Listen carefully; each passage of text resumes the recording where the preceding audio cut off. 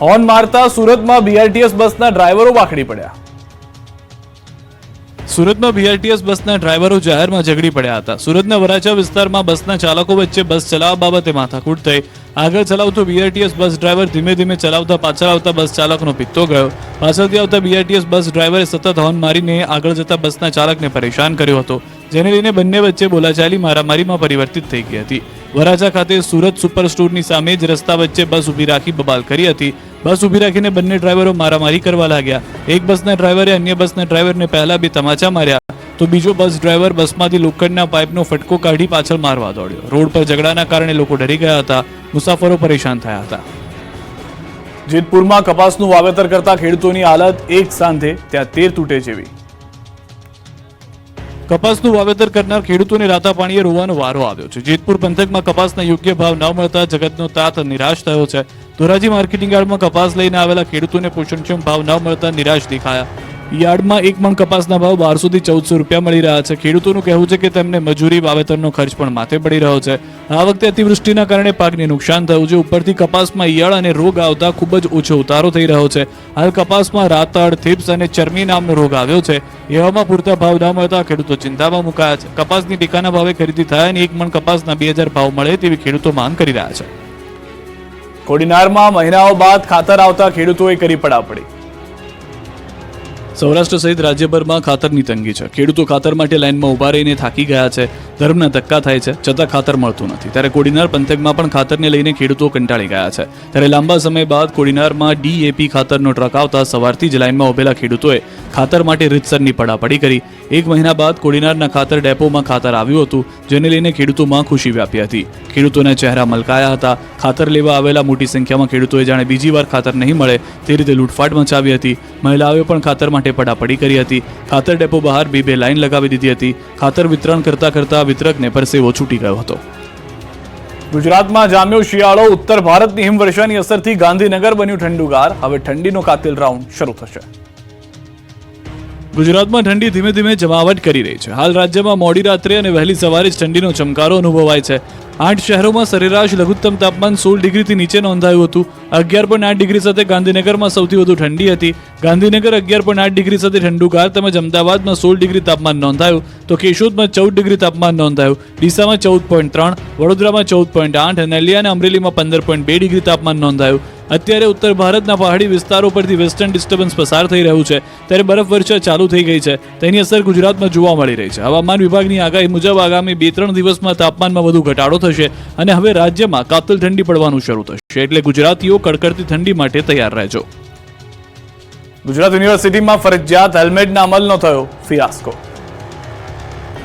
રાજ્યમાં વધતા જતા અકસ્માતને લઈ હાઈકોર્ટ દ્વારા હવે સરકારી કચેરીઓ અને શૈક્ષણિક સંસ્થાઓમાં હેલ્મેટ પહેર્યું હોય તેવા જ બાઇક ચાલકોને પ્રવેશ આપવા આદેશ કરાયો છે.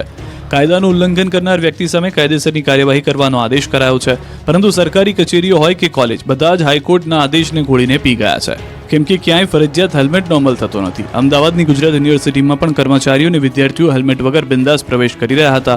નિયમોનું ઉલ્લંઘન કરનારાઓને ન તો કોઈ રોકનારું હતું, ન તો કોઈ ટોકનાર હતું. વિદ્યાર્થીઓ હોય કે પ્રોફેસર, અન્ય કોઈ કોલેજ કર્મીઓ તમામ હેલ્મેટ વગર જ દેખાયા.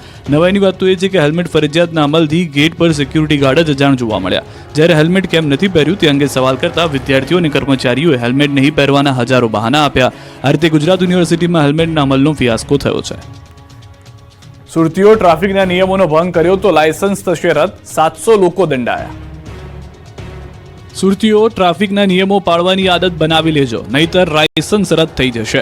ટ્રાફિકના નિયમો ન પાળતા વાહન ચાલકો સામે ટ્રાફિક પોલીસે લાલ આંખ કરી છે. સુરત ટ્રાફિક પોલીસ એક્શન મોડમાં જોવા મળી. પોલીસે નિયમોનો ભંગ કરતા 400 જેટલા વાહન ચાલકોના લાયસન્સ રદ કરવા આરટીઓને રિપોર્ટ કર્યા. નો એન્ટ્રીમાં પ્રવેશ કરતાએ દારૂનો નશો કરી વાહન હંકારતા ચાલકો સામે કાર્યવાહી કરવા રિપોર્ટ કરાયો. છેલ્લા એક અઠવાડિયા દરમિયાન 700 જેટલા વાહન ચાલકો સામે દંડાત્મક કાર્યવાહી કરાઈ. રોંગ સાઈડમાં આવતા વાહન ચાલકો સામે કાર્યવાહી કરાઈ. બીજી તરફ સુરત પોલીસ કમિશનર પણ ટ્રાફિક સમસ્યા નિવારવા જાતે રોડ પર ઉતર્યા. પોલીસ કમિશનરે અધિકારીઓના રોડ પર જ લીધા ક્લાસ. ટ્રાફિક સર્કલનો ટૂંકા કરવા પોલીસે કમિશનરને આદેશ આપ્યા. રોડ પરના દબાણો દૂર કરવા પણ અપીલ કરી હતી. આ તરફ સુરતની વીર નર્મદ સાઉથ ગુજરાત યુનિવર્સિટીમાં પણ ફરજિયાત હેલ્મેટના નિયમોનો ઉલાળ્યો થયો. યુનિવર્સિટીમાં વિદ્યાર્થીઓને હેલ્મેટ ફરજિયાત પહેરવા આદેશ કરાયો. ત્યારે વિદ્યાર્થીઓમાં હેલ્મેટ પહેરવા અંગે ખુદ યુનિવર્સિટીના વાઇસ ચાન્સેલર રસ્તા પર ઉતર્યા. વાઇસ ચાન્સેલર કિશોરસિંહ ચાવડા યુનિવર્સિટીના ગેટ પર ઉભા રહી વિદ્યાર્થીઓને હેલ્મેટ પહેરવા સમજાવ્યા હતા. કેમિકલ માફિયાઓના ત્રાસે સુરતની ઉધનાની ખાડી બની ગઈ છે ઝેરી. સુરતના ઉધનામાં ખાડીમાં ઝેરી કેમિકલયુક્ત પાણી છોડવાને લઈને વિવાદ ઉભો થયો છે. ઉધના ભાજપના કોર્પોરેટર સોમનાથ મરાઠાએ આરોપ લગાવ્યો છે કે પાલિકાના ઉધના ઝોનના અધિકારીઓની મિલીભગતથી ખાડીમાં કેમિકલયુક્ત પાણી છોડવામાં આવે છે. મનપાએ 105 યુનિટ ધારકોને નોટિસ આપી છે.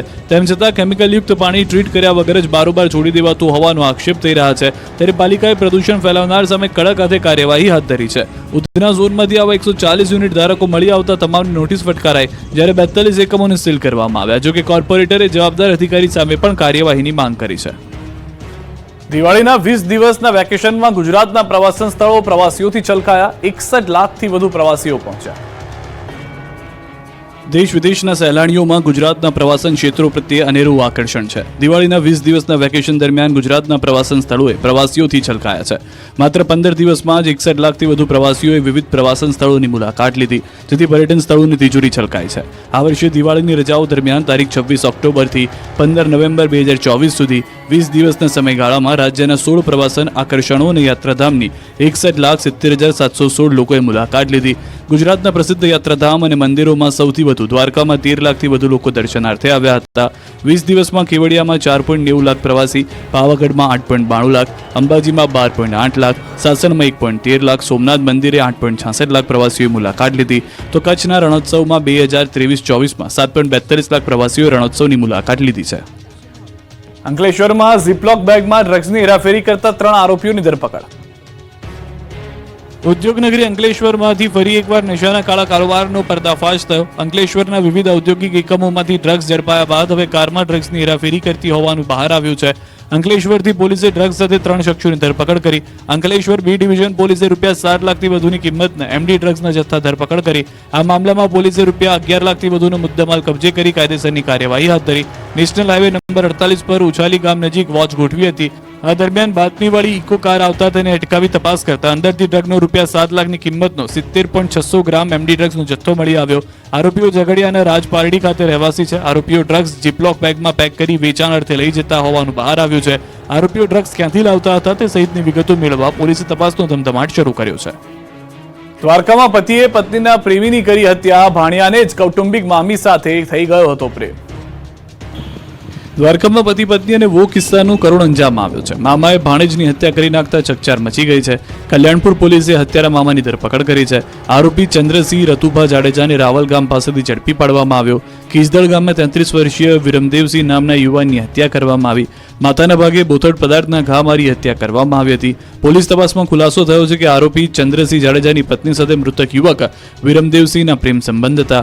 આ અંગેની કૌટુંબિક મામાને જાણ થતાં મૃતક ચંદ્રસિંહને વારંવાર સમજાવ્યો, છતાં તે ન સમજતા આરોપી ચંદ્રસિંહે ઇરાદાપૂર્વક મૃતક વિરમદેવસિંહ જાડેજાની વાડીએ જઈ મૃતકને માથાના ભાગે બોથડ પદાર્થના ઘા મારી મોતને ઘાટ ઉતારી દીધો હતો. ભરૂચમાં અકસ્માતમાં ઇજાગ્રસ્ત ટ્રક ચાલકને પોલીસે ખભે ઉચકી એમ્બ્યુલન્સ સુધી પહોંચાડ્યો, બચાવ્યો જીવ. પોલીસનું નામ પડે એટલે ભલભલા આરોપીઓ ધ્રુજવા લાગે, ખૂંખાર ચહેરો સામે આવે, પરંતુ ભરૂચમાં પોલીસનો માનવીય અભિગમ વાળો ચહેરો પણ જોવા મળ્યો. આરોપીઓને જે હાથે દંડા મારે તે જ હાથ પોલીસે મદદ માટે લંબાવ્યો. ભરૂચ નેશનલ હાઈવે 48 પર ટ્રાફિક પોલીસની સરાહનીય કામગીરી સામે આવી. ભરૂચ કેબલ બ્રિજ પર 2 ટ્રક વચ્ચે અકસ્માત સર્જાયો, જેમાં ટ્રકમાં રહેલા ચાલકને ઈજાઓ પહોંચી, પરંતુ અકસ્માતના લીધે થયેલા ટ્રાફિકના કારણે એમ્બ્યુલન્સ સ્થળ પર નહીં પહોંચી શકતા ટ્રાફિક પોલીસ જવાને ઈજાગ્રસ્ત ટ્રક ચાલકને પોતાના ખભે ઉઠાવી એમ્બ્યુલન્સ સુધી પહોંચાડ્યો. ટ્રક ડ્રાઈવરનો જીવ બચાવવા તેને ઉચકી એમ્બ્યુલન્સ તરફ દોડતા પોલીસ કોન્સ્ટેબલ નજરે પડ્યા. ધાંગધ્રામાં 36 વર્ષ સુધી ફરજ બજાવી રિટાયર થતા મહિલા પ્રોફેસરે